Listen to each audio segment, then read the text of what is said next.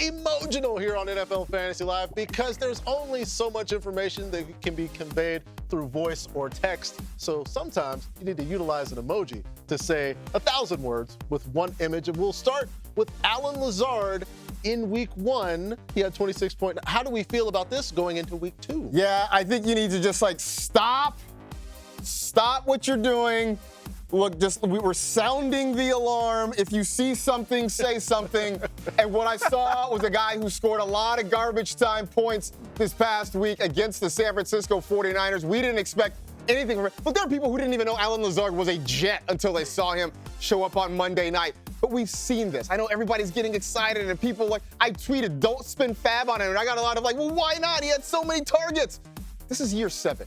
We have seen how this goes. He might have a good game somewhere along the way. He had 89 yards. That's the most he's had in a game since week 9 of 2022.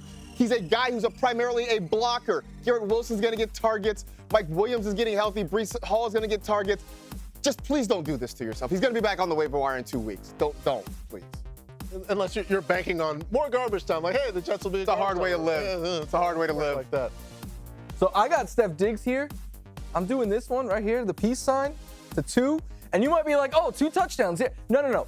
Less than 2 air yards per target is what Stephon Diggs averaged in week 1. I know he scored 2 touchdowns. He still had less targets than Nico Collins and Tank Dell. He averaged 1.6 air yards per target. He had 6 catches for 33 yards.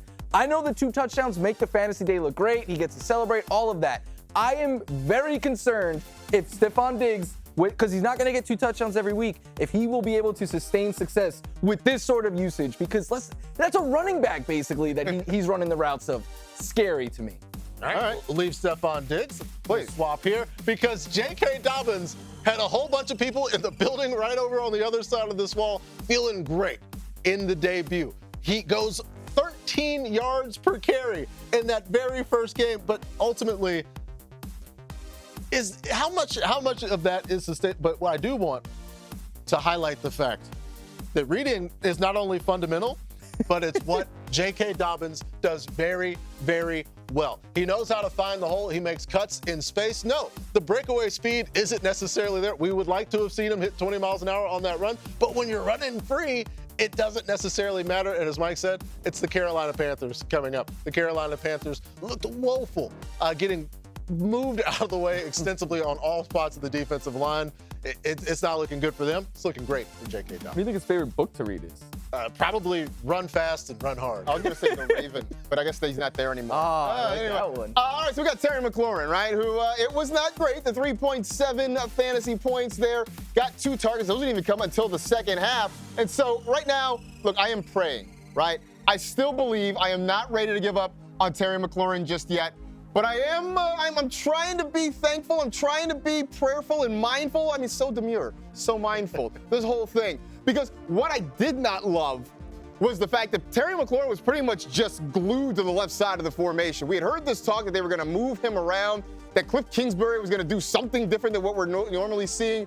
But this past week, 44 of 47 snaps, he was lined up on the left. Now, I got to think that at some point, Jaden Daniels gets a little bit more comfortable trying to find him, maybe even forcing the ball to him on occasion. He's still the best receiver in this offense.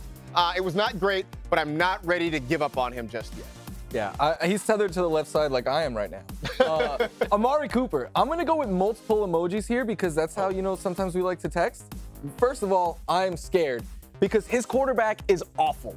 But I'm also intrigued because he had 9 targets and he had the highest amount of air yards in the NFL. 9 targets, 175 air yards. He had a long ball that, again, if his quarterback wasn't so bad, probably connects for like a 60-yard touchdown. It was a few yards out in front of him. I don't know if I'm trying to convince myself, the Browns, you guys. I have Amari Cooper on so many fantasy teams. I am hopeful for better days ahead. Maybe it takes Jameis Winston. I don't know, but I was very intrigued and positive about the usage he saw. Yeah, perhaps we just wait.